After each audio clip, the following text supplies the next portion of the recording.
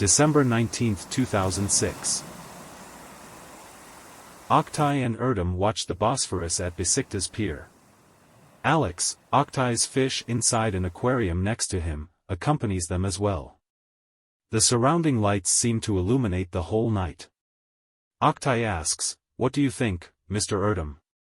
Is Duygu going to win the election?" After waiting for a while, Erdem answers, "Will the snow fall white?" Indicating that Duygu's victory is certain without any doubt. Even Oktay, who often struggles to read between the lines, understands it.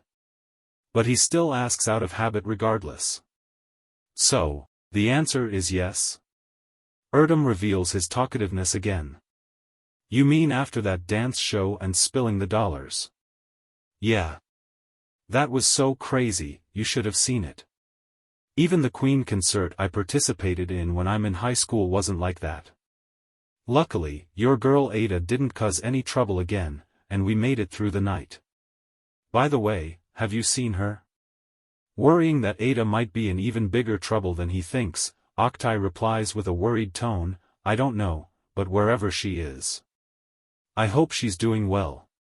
Erdem says, "By the way, the police are looking for her, right?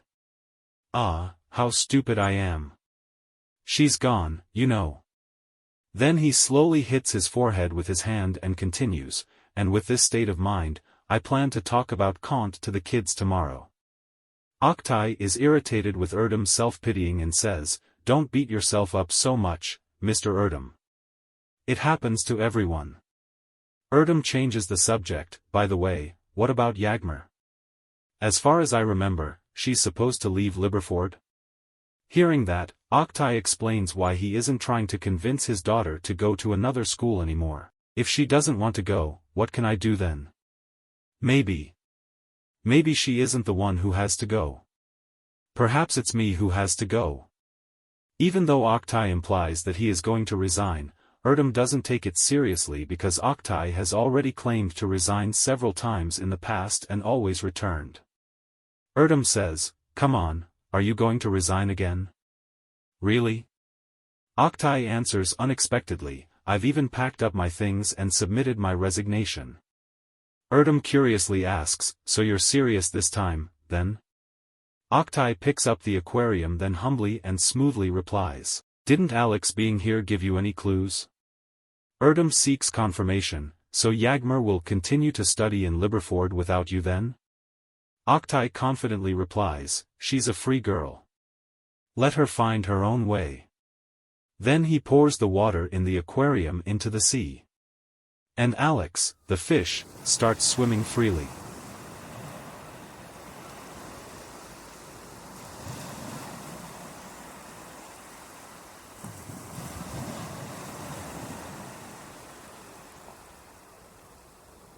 Sitting on a bench on campus, Gokhan feels like he is living a nightmare. He begins to believe that his Ebola is getting worse, his aunt's life is in danger, he is not going to win the election, and he won't be able to reach Ada again. Gokhan puts his head in his hands and looks down at the ground, thinking that he has reached a point of total collapse as Ada had predicted. Later, he tries to call Ada on his phone but can't reach her. Tears start to fill Gokhan's eyes as he tries to call her again, but he still can't get through. He attempts to call her once more, but still with no success. He takes out a pack of cigarettes from his bag, only to realize that he has run out of them. He considers buying a new pack but then looks at the burnt remains of Berezistan and changes his mind because it reminds him of Ada. Gokhan begins to feel a headache and starts to swallow. Then, as he covers his cough with his hands, he sees that his hands are covered in blood, indicating that his illness is getting worse. Meanwhile, Selçuk sleeps in the back seat of his car parked on a street after Duygu forced him to leave his house. A passing truck quickly and loudly wakes him up from his left side. He swears, rubs his eyes, then moves to the driver's seat to leave. After driving around for a while, he heads towards a lower street. Later, he parks his car in front of his villa. After waiting for a while, he gets out of the car and walks slowly to the door. Just as he is about to ring the doorbell, he notices a camera above the door, indicating that Doigu has installed it on his former house. She opens the door. Selçuk humbly and casually asks, "Hey Doigu. How are you?" But Doigu snubs, Did you come all the way here just to say that? If I were you, I would never ever think about coming back again." As Doigu is about to close the door, Selçuk interferes by trying to explain himself, Hey, just a minute, please," which prompts Doigu to stop closing the door. He continues, "Look, I know I had promised I wouldn't come, but please listen to me, just one last time." Doigu asks, "Yeah?" Selçuk asks, "You haven't told anything to my father, right?" "Because I haven't told him anything either." Doigu continues to snub, "Am I like you who wouldn't keep my promise? If you do that, I'll send all of your chat logs to your father." He says, "Okay then," and walks back. Then Doigu yells, "By the way, I could give away some of your stuff if you want." Hearing this, he excitedly turns his head back and comes next to Doigu again. Doigu goes inside and after a while comes back with a big cardboard box filled with Selçuk's clothes. She leaves the box in front and closes the door. Selçuk excitedly checks his clothes but realizes that Doigu had cut all of his clothes with scissors. Selçuk angrily yells, But these are all cut, you fucking pathetic leggy bitch." Selçuk quickly throws his clothes, kicks the box, and then quickly leaves the villa. Selçuk encounters Gokhan on campus and excitedly runs towards him, yelling, "Hey Gokhan. Gokhan." Coming next to him, he continues, "Do you have 5 minutes? Please say yes, I beg you. I really need you." But Gokhan, unaware of the new developments, approaches suspiciously, "Come on, are you kidding, right?" Selçuk excitedly tries to explain himself, "Listen. Things have changed, okay? Doigu is not my sister anymore, and you are not my enemy." Finding it ridiculous, Gokhan falsely assumes that Doigu and Selçuk are trying to trick him. Angered, he replies, "Look, I couldn't sleep all night. My head feels like it's about to explode. Don't get on my nerves. This time it won't be like last time, I swear I'll smash your head." In a panic, Selçuk replies, "You're right, man, whatever you say, but I'm telling you things have changed, Gokhan. I don't even have a home anymore, and I'm trying to sleep in my car. Don't you believe me?" He then shows the dark circles under his eyes, Look at this. I'm telling you the truth, man. You want to bet Doigu in the election, right? Let's do this." After waiting for a while, Gokhan doesn't believe Selçuk and mockingly replies, "Nice performance." He even mockingly applauds him for a while then leaves. Gokhan sits on the chair in his dorm room in a careless and gloomy manner, repeatedly flicking his lighter open and closed, thinking about how to win the election. It's the only way he could get insurance and get his treatment. But he is unable to find a way. Eventually, he gets bored and puts the lighter back in his drawer. His hand lingers on the drawer knob for a moment before he opens it again and takes out a small micro camera from inside. It's the same camera that he had bought several weeks ago from Yagmur but never used. Gokhan toys with the idea that, what if Selçuk is telling the truth? What do I have left to lose at that point? Maybe. Just maybe it's time to gamble again. Of course, he wasn't crazy enough to fully trust Selçuk. But at least he could test him. Later, Gokhan approaches Selçuk on campus and casually asks, "You wanna talk?" Selçuk excitedly says yes, and Gokhan explains, "I'm going to ask you to go somewhere. But don't worry, you already know the place." Selçuk curiously asks, "Where?" He replies, "To my home, rather my aunt's home." "You already know the address, right?" Gokhan falsely assumes that Selçuk has learned the address from Doigu. But in reality, he doesn't know and asks, "Where's that and what will I do here?" After giving the address, Gokhan says, "You will keep an eye on there and report to me if you notice anything suspicious. Got it? And I will think about how to defeat Doigu." Then he gives the keys to him. Selçuk, burning with the desire to get revenge on Duygu, excitedly accepts Gokhan's request and drives away. Selçuk parks his car in front of Gokhan's aunt's house and enters the house. After realizing that no one is at home, he goes to the living room and starts spying outside through the window. He calls Gokhan and says, "It's all clear," and Gokhan replies, "Good, keep going." But what Selçuk doesn't know is that Gokhan had installed a micro camera in the living room to test him, and Gokhan can watch the footage from his specially designed wristwatch. Seeing Selçuk spying outside, Gokhan begins to trust him. But an alliance with Selçuk wasn't enough. He still needed a plan to defeat Duygu, and time was running out. He needed to think outside of the box again. Kagla, standing in front of the full-length mirror in her villa, is getting ready to go to school. After checking her clothes and accessories, she puts on her high heels and opens the front door. Just as she is about to step outside, she notices a letter under the door. Opening the letter, Kagla reads, "I'll kill you, bitch," and screams out loud in shock. She quickly re-enters her house and leans her back against the door out of fear, gasping for breath and trembling. It doesn't take long for her to realize that Ada is not only alive but has also somehow learned her villa's address. She immediately calls 2 bodyguards to her villa. One of Kagla's bodyguards stands guard in her garden while the other keeps watch from the living room. Meanwhile, Kagla is in her room, first snorting cocaine and then taking a sedative.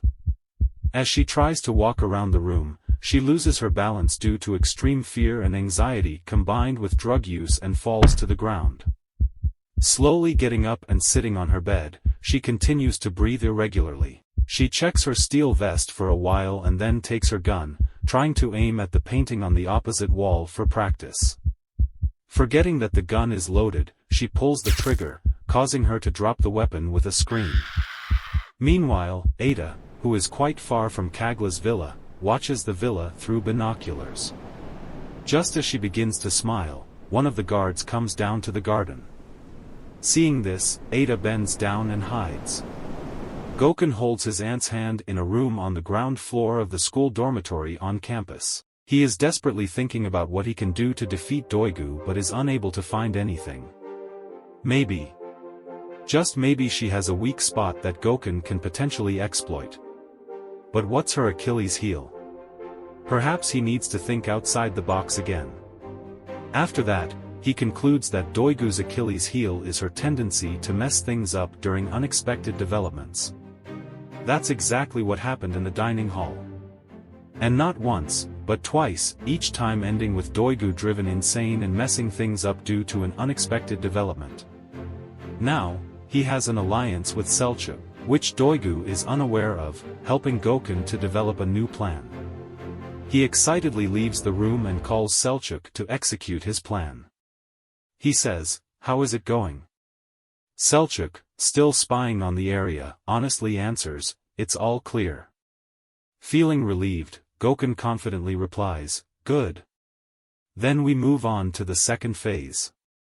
Then he asks, "You know the 2 guys that are running for the election, right?" Selçuk curiously replies, "Yeah. So what?" Gokhan says, "I want you to convince them to withdraw their candidacy. It's very important." Selçuk curiously asks again for his reason because he doesn't know how this might help Gokhan win. But Gokhan avoids any explanation and just wants him to convince these guys, to which Selçuk agrees to try. Several hours later, Selçuk calls Gokhan and informs him that he has successfully convinced them to withdraw their candidacies. Gokhan welcomes the development and says, "Now, there's only one step left." He immediately rushes to the main building to complete the second phase. After running to the front of Kagla's room, he tries to open the door but realizes that it's locked and gives up. He then tries to open the door to the principal's office in hopes of finding Kagla's phone number, but it's also locked. He is unaware that Kagla is unable to come to the school because she fears Ada and that Oktay has recently resigned. As Gokhan paces around with his hands on his hips, he sees Erdem coming towards him. He excitedly approaches Erdem and asks if he has Kagla's number. Erdem says yes and tries to give Kagla's number to Gokhan, but Gokhan prefers to use Erdem's phone instead, claiming that Kagla might not answer if he calls her with his own phone. Erdem hands his phone to him. Meanwhile, Kagla is sitting in the corner of her room at the villa, still unable to leave due to her fear of Ada. Her phone starts ringing. She notices the ringing phone on her desk, takes it, and sits back down. She answers, "Mr. Erdem?" Gokhan replies, "Mrs. Kagla?" Confused, Kagla asks, "What are you doing with Mr. Erdem's phone?" Gokhan, equally confused, replies, Trying to talk to you." After Kagla rudely asks why he is calling, Gokhan confesses that he is withdrawing his candidacy. Kagla angrily replies, "So, all your efforts to shatter the reputation of our school by exploiting Ilker's death to win were in vain? Are you for real? When will we see the day when you don't ruin everything you start?" She basically blames him for unnecessarily jeopardizing the future of the school. But Gokhan changes the subject. He tells her that the other two candidates have also withdrawn their candidacies, leaving Doigu as the only remaining candidate. Gokhan claims that there's now a very big danger that could jeopardize the school. Hearing this, Kagla instantly becomes interested. Gokhan realizes Kagla's Achilles heel is her obsession with securing the school for an unknown reason. Gokhan states, "If Doigu runs as the only candidate in the election and there are too many invalid votes, won't our school start to be questioned in the media?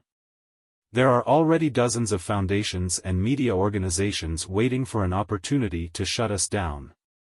Maybe something needs to be done, Mrs. Kagla." She agrees with him and asks, "So, what can we do then?" Gokhan continues to explain, "I think to make a single candidate election look normal in the eyes of the media, there should be as few invalid votes as possible. So Doigu definitely needs to do something to get more votes. That's what I'm saying." His point actually makes little sense because a single candidate election is destined to be seen as unnatural regardless of the votes. But Kagla's Achilles heel makes her unable to see this simple fact. Plus, the drug use and extreme anxiety prevent her from thinking clearly, and she convinces herself that Doigu needs more votes, as Gokhan claims. Kagla unusually politely replies, "Your mind. It works so beautifully when you really want it. Yay." Then she hangs up the phone. Now Gokhan has nothing more to do, all he can do is wait for Doigu to make a mistake. She has already done everything to get maximum votes. What could she do after suddenly learning that she needs more votes and needs to figure it out within hours? At night, Doigu paces around Selçuk's villa room, murmuring the text of her speech that she plans to deliver the next day. Suspecting that she hasn't memorized it well enough, she picks up the text from the table and starts examining it again. After a few more repetitions, she turns off the lights and goes to bed. Just as she is about to fall asleep, her phone starts ringing. Realizing that it's Kagla calling, Doigu answers.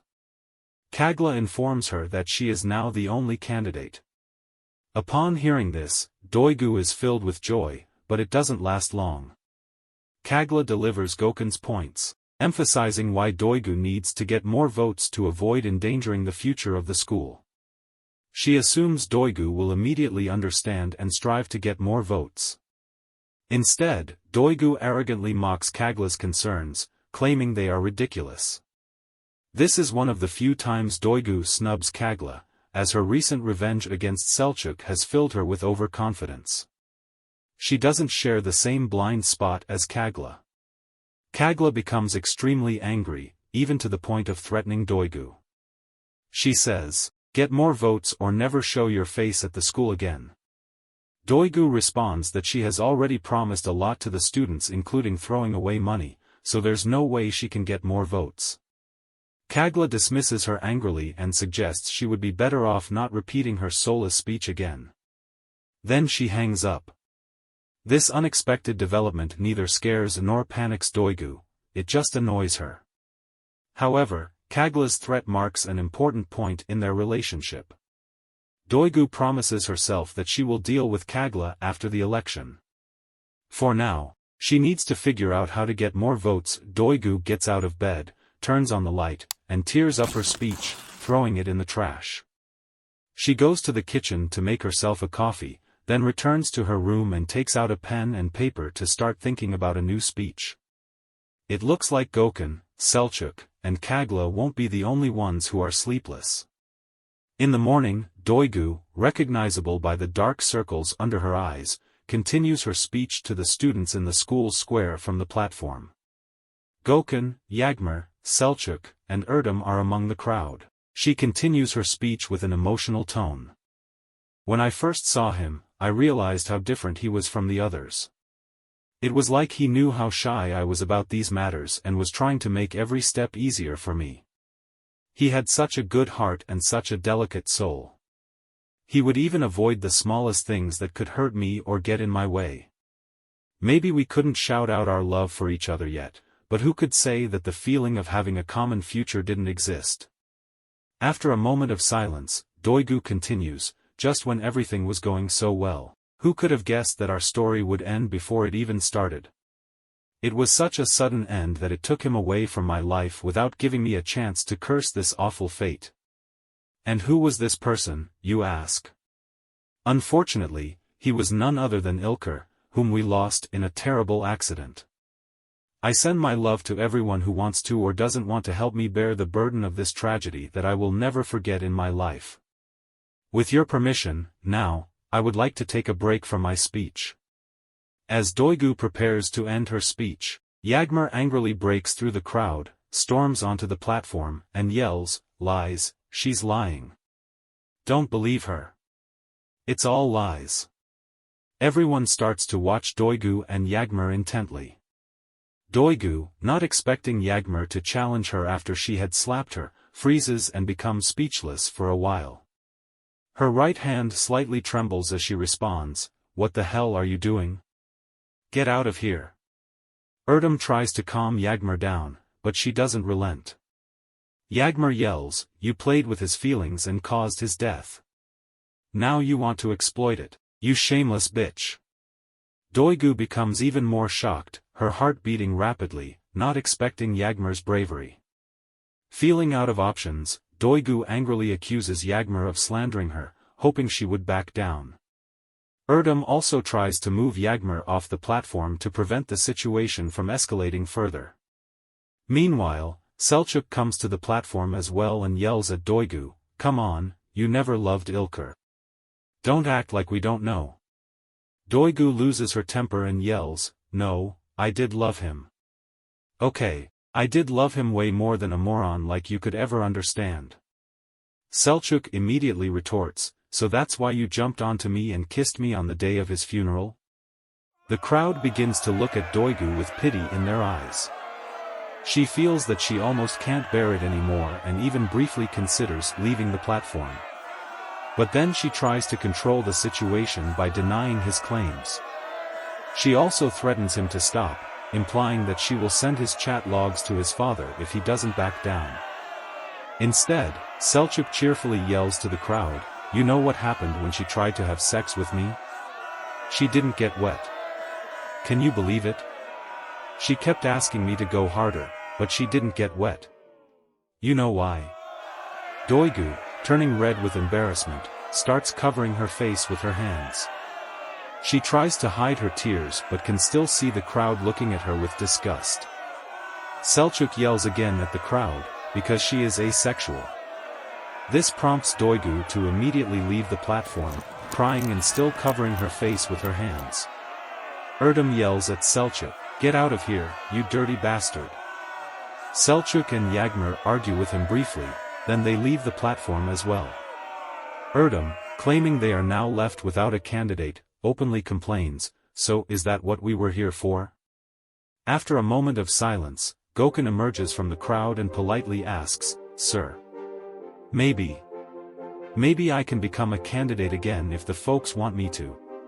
Chants of Gokhan start to rise from the crowd. The cheers awaken Gokhan's aunt in the dormitory, who takes her crutches and stands up. At the same time, Erdem reluctantly gestures towards the platform to show Gokhan that he can now continue the speech. Gokhan, with slow steps, climbs onto the platform and stands in front of the podium.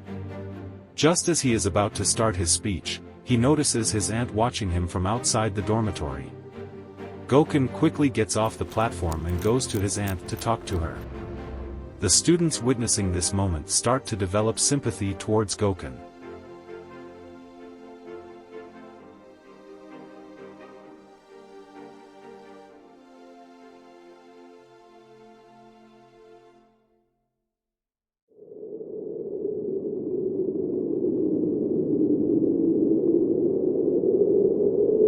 December 21, 2006, the shortest day of the year just began.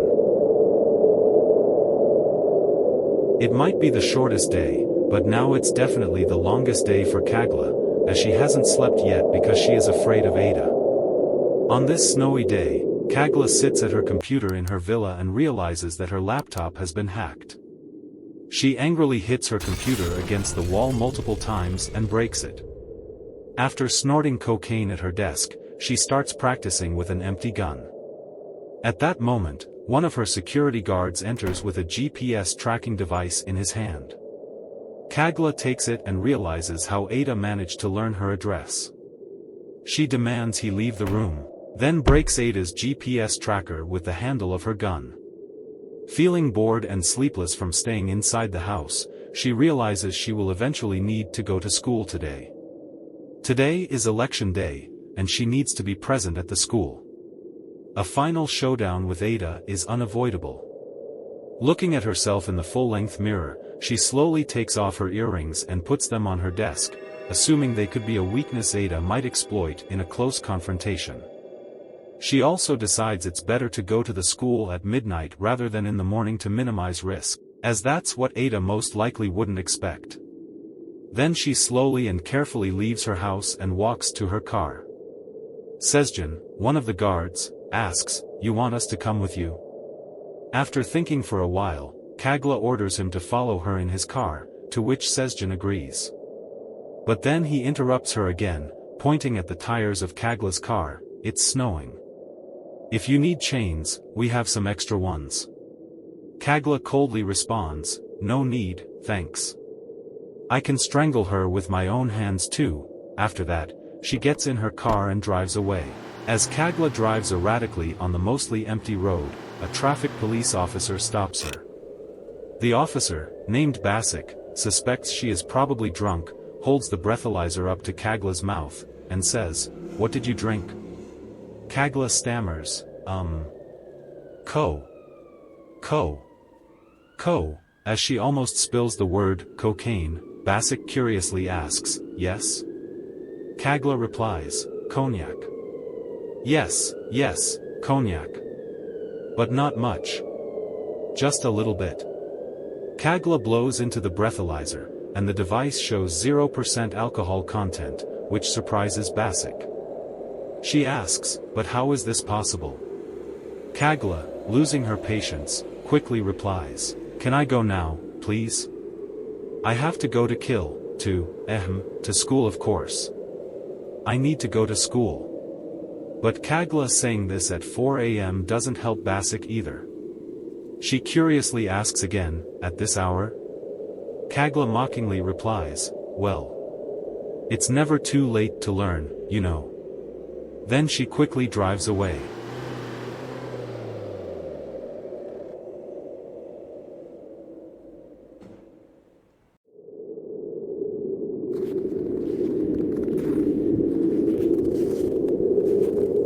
Meanwhile, Ada walks through the snowy streets of Istanbul, trying to figure out what to do next. Realizing that Kagla has somehow managed to find and destroy the GPS tracker frustrates her. Plus, Kagla's refusal to leave her house and hiring 2 bodyguards hasn't helped either. Can Ada really sustain living a few more days on the streets as it gets colder and her money runs out? Plus, does she really want this at the expense of worrying Gokhan even more? These questions make Ada realize that the end times will eventually conclude with an inevitable final showdown with Kagla. Every day that Kagla lives means an extra day for her to try to find and kill Ada. Kagla needs to be stopped, at all costs, and immediately. But what else can she really do? Is there any way to end this nightmare? After thinking for a while, she remembers it's election day at the school, and Kagla has to be present there. So, there's probably a window of opportunity. Now, all she needs to do is figure out how to take advantage of this information. Then she realizes that ambushing Kagla could be her only chance to survive. No place in the school could be better for this than her own room. So, immediately going to her room and waiting to ambush Kagla seems like the perfect plan. This also means she can finally be with Gokhan again. Meanwhile, Gokhan lies in his aunt's dorm room with his eyes open, watching the snowfall and unable to sleep because he's worried about Ada. He puts on his coat and goes outside to get some fresh air. Then he gets a call from an unknown number. Curiously, he answers, "Yeah," and hears Ada's voice on the other end. She's calling from a payphone. "Hi Gokhan, how are you?" she says. Hearing Ada's voice for the first time in days, he immediately gets excited and asks, "Ada, where are you? Are you okay?" She replies, "Yeah, of course. I'll be even better today." Gokhan continues, "What do you mean? The police didn't catch you, right? Why didn't you talk to me?" But Ada remains vague, No, don't worry. Everything will be okay soon." He asks, "What? What's the problem? Did I do something wrong?" Ada, feeling that she's running out of time, tries to end the conversation. "Look, I'll come to the garden in a few hours and explain everything to you. I promise. Okay? But now, I have to go." He asks his final question with a worried but hopeful tone, "But you will come back, right?" After a moment of hesitation, Ada confidently replies, "I love you," and then hangs up. Several minutes later, walking alone in the dark hallway of the school, Kagla arrives at her room. She opens the door, enters, and locks it behind her. Sitting at her desk, she tries to stay awake by arranging her pens and pencils in order. Just then, she notices someone trying to open the door. Meanwhile, the light snowfall adds a special beauty to Ada's favorite mushroom in her garden. Lightning begins to flash in the sky. Shaking, Kagla reaches for her pocket to get her gun but realizes she left it in her villa. Slowly, she walks to hide inside the closet. Ada quietly enters the room and begins to look around. She notices the pencils on the table and starts examining them. Seeing Ada from behind the closet, Kagla jumps out and attacks her. The pencils scatter on the floor as the two women wrestle on the ground, each trying to kill the other. Ada pulls out a needle from her pocket and stabs Kagla's stomach, but Kagla's steel vest prevents the needle from penetrating her skin. Realizing this, Kagla picks up the pencils and repeatedly stabs Ada's face and neck. At the same time, a lightning strike hits Ada's favorite mushroom in the garden, causing its head to break off. Kagla takes a deep breath and goes to her desk to rest. As she looks at Ada's dead body, she notices blood splattered onto a nearby chair. Kagla takes the chair and replaces it with her own. Sitting on the blood-stained chair, she remains silent for a while before bursting into laughter. The lightning strike also wakes Gokhan in his aunt's dorm room.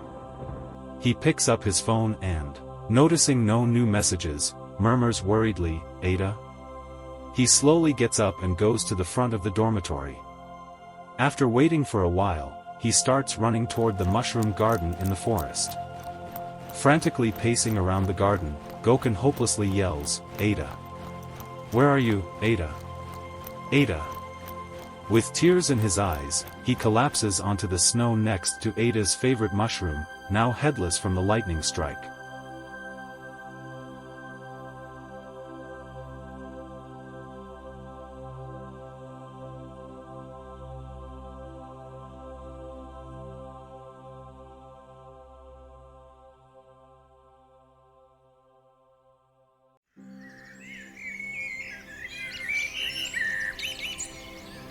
The sun begins to rise at Liberfort High School.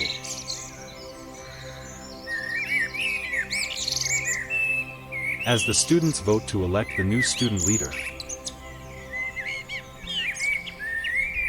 As the election, with Gokhan and Doigu as the only candidates, is almost over, Kagla complains to Erdem about their absence in the school hallway. "Where the hell are these folks?" she asks. Erdem shares her curiosity. "What's up with these kids these days? What's wrong with them?"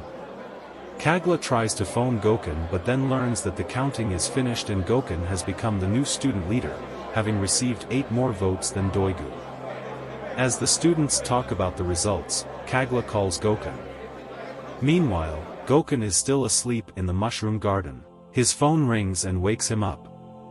Hoping it's Ada, he answers, only to realize it's Kagla. She instructs him to go to the square and then hangs up. Later, he slowly walks towards the school square. Some students next to Kagla cheer for Gokhan as he approaches. Did I really win?" Gokhan asks. Kagla comes forward and cheerfully replies, "Yeah, congratulations.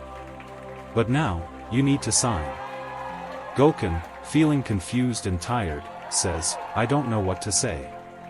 She immediately responds, "You're supposed to say yes. Come on, follow me." Kagla starts walking towards the main building, with Gokhan and the students following her. Kagla opens the door to her room in the school, and Gokhan and a group of students follow her inside. She points to the chair behind her desk and politely says, "Have a seat." Gokhan slowly sits in the chair and signs the paper in front of him. The students cheer and applaud Gokhan. Kagla smiles and says, "Let's take a selfie." As Gokhan tries to stand up, Kagla interrupts him, No, stay here." She then sits on Gokhan's lap and takes a selfie. Afterward, Kagla quickly kisses him on the cheek and stands up while the students laugh. Feeling very confused, Gokhan suspects that something is off. He considers her behavior too weird, even for her, but can't tell if she is genuinely happy or if he is being trapped. The truth is neither, but he is right about his assessment that something is off. The chair he is sitting on is the one splattered with Ada's blood.